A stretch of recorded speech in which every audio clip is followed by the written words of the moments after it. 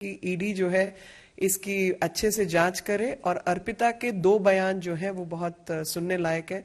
पहला, उन्होंने कहा कि पार्थ चैटर्जी ने उनके फ्लैट को जो है एटीएम बना दिया था, और दूसरा उनका बयान है जिसमें कहा है कि नीचे से ऊपर तक पैसा जाता था। अब नीचे के लोग तो समझ आ गए, ऊपर वाले कौन कौन है वो समझ नहीं आया। और अर्पिता के घर के बाहर 11,000 कुछ का जो है एक कोऑपरेटिव सोसाइटी की तरफ से नोटिस है जो उनका बकाया था, वो उन्होंने जो है डेट जो है अपना वापस नहीं किया। अपनी जो इनसे मांग थी वो उन्होंने पूरी नहीं की। तो किसी ने कहा कि भाई ये ईमानदारी से बेईमानी का काम होता है कि जिसमें 50 करोड़ आपने अंदर रखे हो तो 11,000 रुपए भी आपने उसमें से निकाल के जो अपना हिस्से की कर्जा है उसको उतारने की कोशिश नहीं की। और ठीक इसके विपरीत सत्येंद्र जैन जो है उनके यहाँ से 4.5 करोड़ रुपए निकले और साथ में संपत्ति भी निकली। और ठीक 1 महीना अरेस्ट से पहले ईडी ने इनकी एक प्रॉपर्टी को अटैच किया था। और 27 तारीख की बात है जिसमें 2 न्यायाधीशों के बेंच में जस्टिस सतीश चंद्र शर्मा और सुब्रमण्यम प्रसाद जी, इनकी जो खंडपीठ थी, उसने जो है इस मामले को बहुत नजदीकी से देखा। और मैं आपके सामने पढ़ना चाहती हूँ कि उन्होंने ठीक क्या कहा। उन्होंने गंभीर टिप्पणी की जिसमें उन्होंने कहा कि भारत के संविधान की अखंडता को बनाए रखने के लिए मंत्री परिषद की सामूहिक जिम्मेदारी है। इस बात पर मुख्यमंत्री को विचार करना है कि क्या कोई व्यक्ति जिसकी आपराधिक पृष्ठभूमि है या उन पर नैतिक पतन से जुड़े अपराधों का आरोप लगाया गया है, उन्हें नियुक्त किया जाना चाहिए और उन्हें मंत्री के रूप में बने रहने की अनुमति दी जानी चाहिए।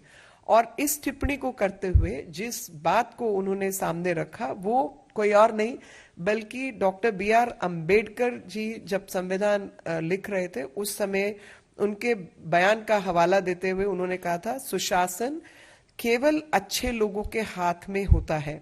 भले ही अदालत अच्छे या बुरे के फैसले में नहीं पड़ सकती, लेकिन वह निश्चित रूप से संवैधानिक पदाधिकारियों को हमारे संविधान के लोकाचार को संरक्षित करने और बढ़ावा देने की याद दिला सकती है।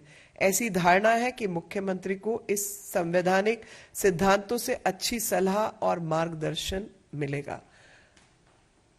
दिल्ली हाईकोर्ट के इस फैसले के बाद और सही मार्गदर्शन देने के बाद दोनों मुख्यमंत्री चुप क्यों हैं, ये मेरी समझ से बाहर है।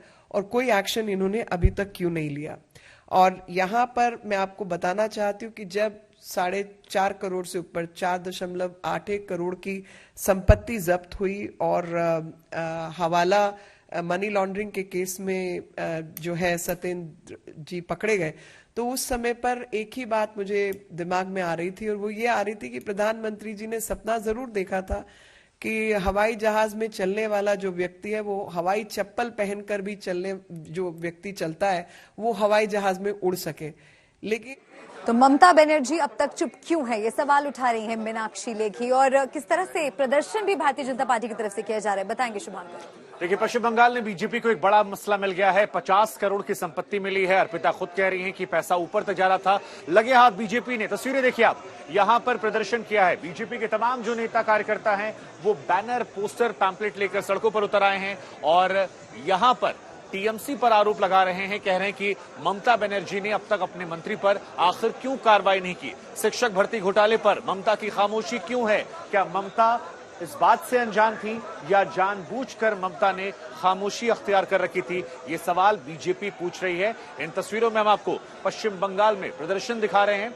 आज बीजेपी ने टीएमसी के खिलाफ मोर्चा खोल दिया है। उधर मीनाक्षी लेखी बार बार ये कहती हुई कि आखिर यहां पर ममता खामोश क्यों है। सूर्याग्नि हमारी संवाददाता हमारे साथ जुड़ रहे हैं इस वक्त। सूर्याग्नि, जरा बताइए कि ममता बनर्जी की खामोशी को लेकर जो बीजेपी का यह सवाल है वहां से क्या तस्वीरें आ रही हैं और बीजेपी कैसे टीएमसी के खिलाफ हल्ला बोल रही है? देखिए, सबसे पहले आपको तस्वीरें दिखाएंगे आज मेगा ये रैली जो बीजेपी यहाँ पे वो लोग कुछ ही देर में स्टार्ट करेंगे। अभी फिलहाल यहाँ पर लोग जमा हो रहे हैं और ये धर्मतला तक जाएगा, जो कि कोलकाता का एक बहुत बड़ा बिजिएस्ट जगह है, जहाँ पे शायद एक हजारों की तादाद में बीजेपी आज प्रदर्शन दिखाएगी। दूसरी बात जो आप कह रहे हैं कि उस पे अगर हम बात करें तो आज सुबह कुणाल घोष जो तृणमूल के ऑफिशियल स्पोक्स पर्सन है, उन्होंने एक ट्वीट किया है, जिस ट्वीट में वो दावा करते हैं कि पार्थो चैटर्जी को उनके पद से हटाना चाहिए, पार्थो चैटर्जी की मिनिस्टेरियल पद से हटाना चाहिए और वो पार्टी के जो महासचिव हैं वहां से भी उनको हटा देना चाहिए, और अगर पार्टी को लगता है कि वो गलत कह रहे हैं तो उनको भी उस पद से हटा दे। लेकिन ये उनका पर्सनल स्टैंड है। उसके बाद एक डेवलपमेंट होता है। अभिषेक बैनर्जी 5 बजे आज एक मीटिंग बुलाते हैं जिसमें पार्टी के जितने भी वरिष्ठ नेतागण है, कुणाल घोष भी हैं, फिरहाद हाकिम, ये सब मिलके इस पर्टिकुलर इशू पे ये लोग बातचीत करें।